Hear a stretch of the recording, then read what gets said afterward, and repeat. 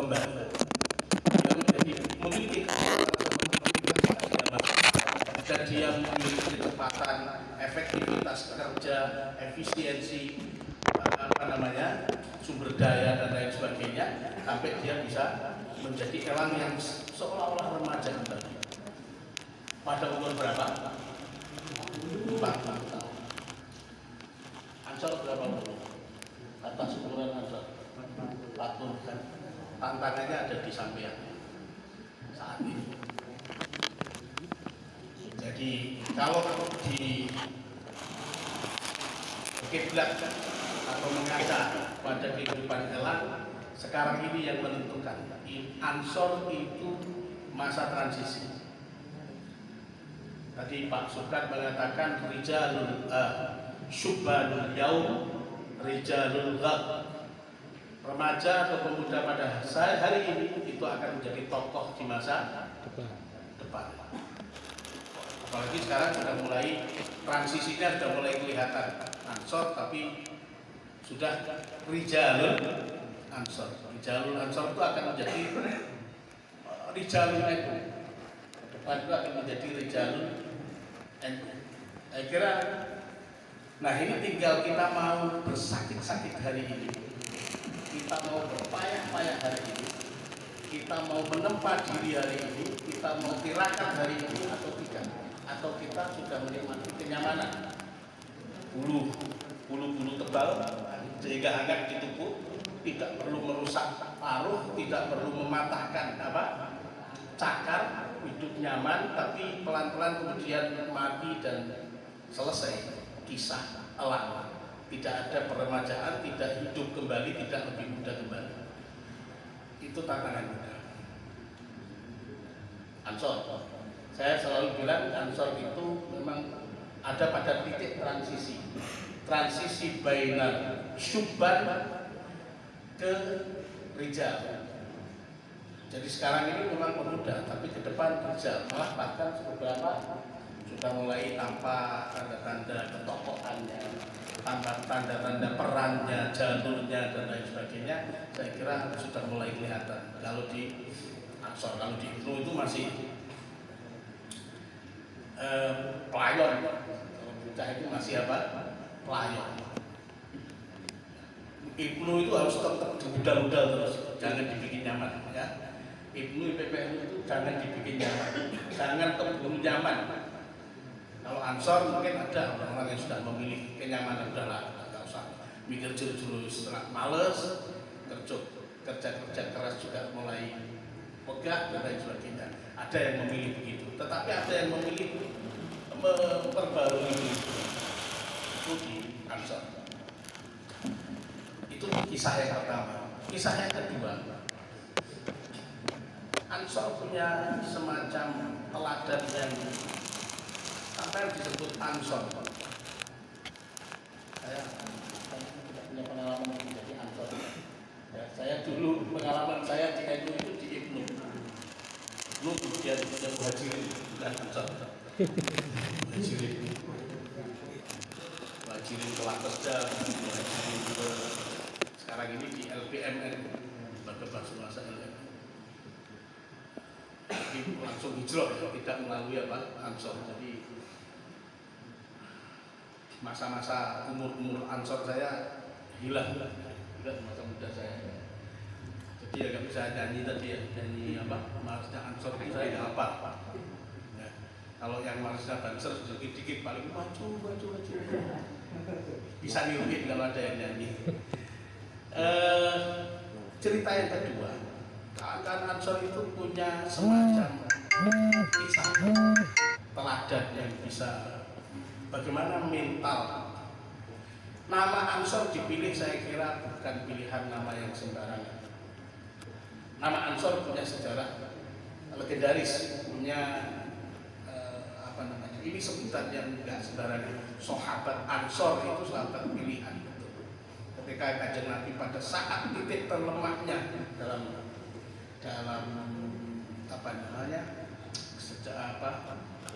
dalam perspektif sosial ya, tentu saja Nabi itu tidak pernah lemah, pasti diberikan oleh Allah. Ada mukjizat dan lain sebagainya pasti selalu kuat. Tapi dalam perspektif sosial pasti mengalami pasangan suluk ketika jaya menjadi pemimpin penguasa Jazirah Arab dan ketika jatuh betul-betul dikejar-kejar oleh kabilah-kabilah, kan itu kita bisa bilang apa namanya, itu sedang repot lah, secara sosial sedang repot, sedang jatuh. Kanjeng Nabi pilihannya hijrah. Jadi Nabi diizinkan oleh hijrah. Padahal sebelumnya itu juga tekanan berat sekali. Beberapa kali sahabat itu hijrah juga. Ke beberapa ke Ethiopia misalnya, ke Taif, ke beberapa tempat. Tapi Nabi belum diizinkan hijrah. Nabi masih harus cara wong nunggoni kapal gitu. Ya, nakodanya itu sing liyane awak kapal itu sudah lari ke Sekoci misalnya. Sebelum betul-betul tidak ada pilihan lain, harus nungguin kapal. Kalau perlu tenggelam bersama kapal kalau nakoda. Makanya Nabi tidak diizinkan. Dari awal tidak diizinkan itu hijrah. Baru titik ketika nggak ada pilihan lain, pilihannya hijrah. Akhirnya Nabi hijrah ke Madinah. Ditolong oleh sahabat Ansor, dohirnya sosial begitu. Nah, suatu ketika ada satu perang menjelang Nabi wafat. Itu terjadi di Mekah atau di mana? Di Khaybar atau di mana? Saat itu habis Fathu Mekah. Setelah Mekah berhasil ditaklukkan, tokoh-tokoh Mekah, orang-orang besar, pembesar Mekah semuanya sudah tidak ada pilihan lain, mau tidak mau masuk Islam. Meskipun ya orang itu gagah banget. Dia Islam pada saat itu nggak ada pilihan lain, mau nggak mau Islam. Dia nggak pilih Islam, ya dia hilang secara sosial, hilang. Secara politik hilang dari peredaran politik, hilang dari peredaran sosial. Nah, pasca Fathu Makkah itu Nabi berhasil menaklukkan dalam satu peperangan menang. Ghanimah, barang jarahan hasil kemenangan itu oleh Nabi, orang-orang Makkah, tokoh-tokoh Makkah itu dikasih banyak-banyak, malah izinnya kayak 200 wedhus jenengnya, hilang aja Nabi. Anak lo dari untuk kira ada yang kasih 600, ada yang kasih berapa itu. Nah, sebagian orang Madinah yo jenenge menungso tak ada tetep yo piye yo Kanjeng Nabi tetep nilai sukune dhewe, tetep ngutamakno wong Mekah. Kanjeng Nabi meninggalkan Mekah belum lama, baru 10 tahunan kurang lebih, baru 10 tahun meninggalkan Mekah. Yo atine mungkin yo jenenge remang-remang wong ya. Itu didengar oleh Nabi, kemudian Nabi mengumpulkan orang-orang Ansar, orang-orang Madinah, dikumpulkan, ditanya Kanjeng Nabi, apa benar? Sampean nggak salah kalau mengatakan saya begini, sampean nggak salah kalau sampean memprotes, sampean nggak salah kalau sampean keberatan dengan apa yang saya lakukan. Wong-wong itu dulu sampean lihat, begitu tak kasih kambing mereka pulang, kalau sih tak kasih unta sekian mereka pulang, tak kasih jarahan emas-emasan mereka pulang. Mereka udah lupa saya. Begitu tak kasih sudah pulang, urusannya sama kambing, nggak sama Kanjeng Nabi lagi. Ya, kasih unta pulang, urusannya sama unta, nggak sama Kanjeng Nabi. Mereka pulang dari perang membawa kambing, membawa unta. Apakah kamu tidak suka kalau kamu pulang dari perang membawa Rasulullah ke Madinah? Nangis semua sahabat Ansar. Nangis karena pilihannya milih gue pedes atau milih gue Kanjeng Nabi. Ya, pasti siapapun ngomong mesti gak mungkin membandingkan Kanjeng Nabi dengan rapasan perang. Itu sahabat Ansar luar biasa. Jadi harta, kekayaan, kemasyhuran, kedudukan dan lain sebagainya itu gak sebanding dengan membawa pulang Rasulullah Shallallahu Alaihi Wasallam. Gak sebanding sama sekali, karena itu ini yang menguatkan betapa di dalam kemiskinan mereka tetap menjadi pribadi-pribadi yang tegak, ya kan? Mereka tidak menjadi pengemis karena miskin, enggak. Mereka bangga pulang bersama Rasulullah Shallallahu Alaihi Wasallam. Karena itu saya kira tepat kalau pilihan kawan-kawan Ansor ini sholawat.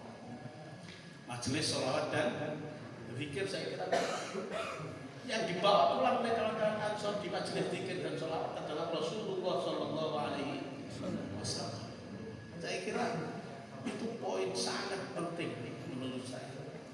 Tadi saya ingin menggarisbawahi setidaknya saat ini dua hal. Yang satu, kawan-kawan sahabat-sahabat ini ada pada titik transisi. Kawan-kawan bisa memilih menempa diri sekuat-kuatnya sehingga menjadi orang baru, menjadi orang-orang baru yang lebih segar. Yang kedua, mengisi rohani kita dengan Rasulullah Shallallahu Alaihi Wasallam. Kalau itu pilihannya, saya kira kawan-kawan akan menjadi rijal yang betul-betul rijal, akan menjadi tokoh. Rijal itu bukan sekedar orang laki-laki. Rijal itu tokoh, ya kan? Kan ada istilah begini kan, dulu ketika ini dalam dunia fikih.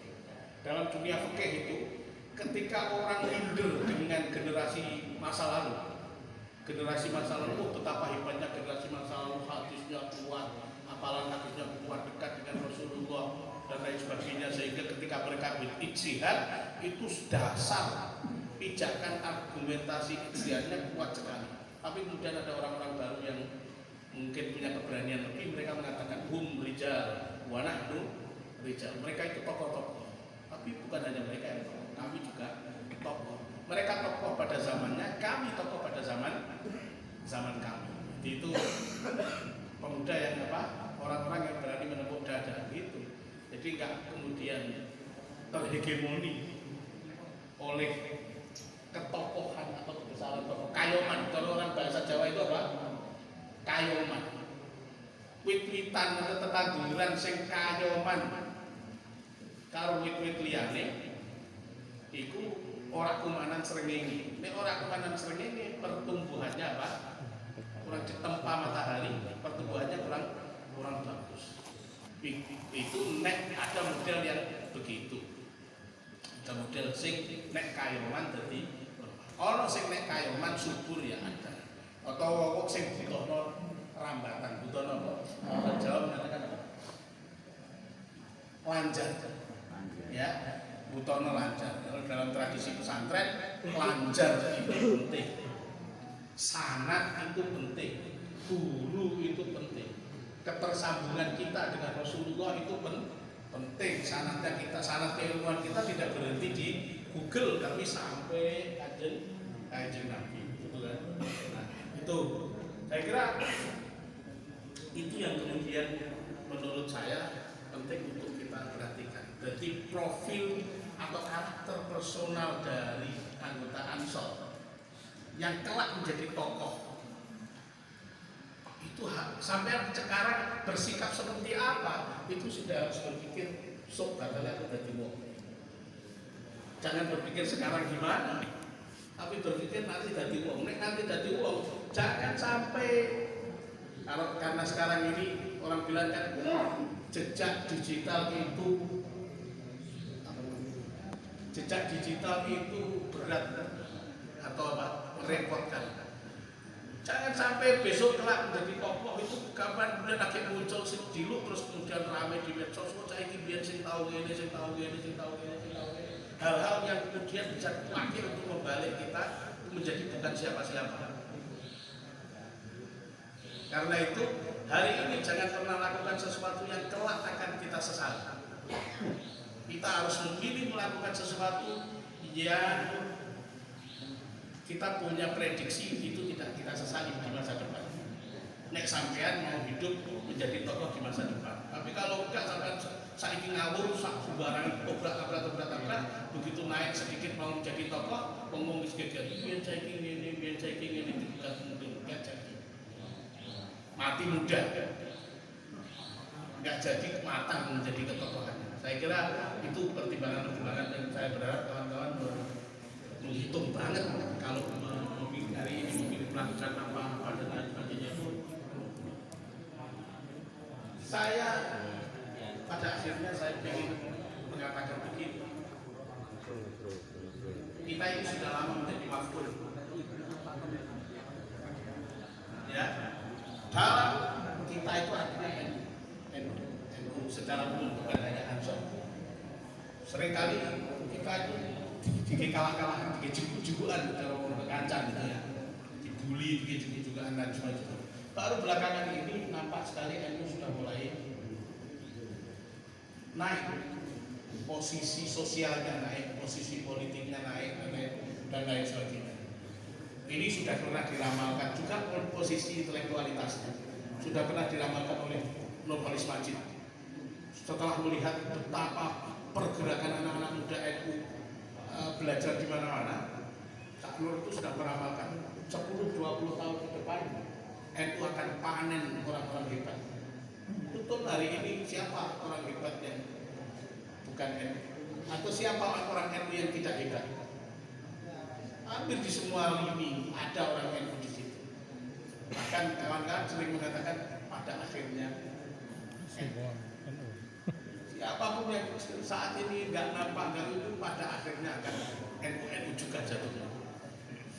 Karena itu kalau ini nggak disambut reposisi kita ya, dari dulu mafkul kita dalam bidang politik dikerjain, dalam bidang sosial dikerjain, dalam bidang ekonomi dikerjain,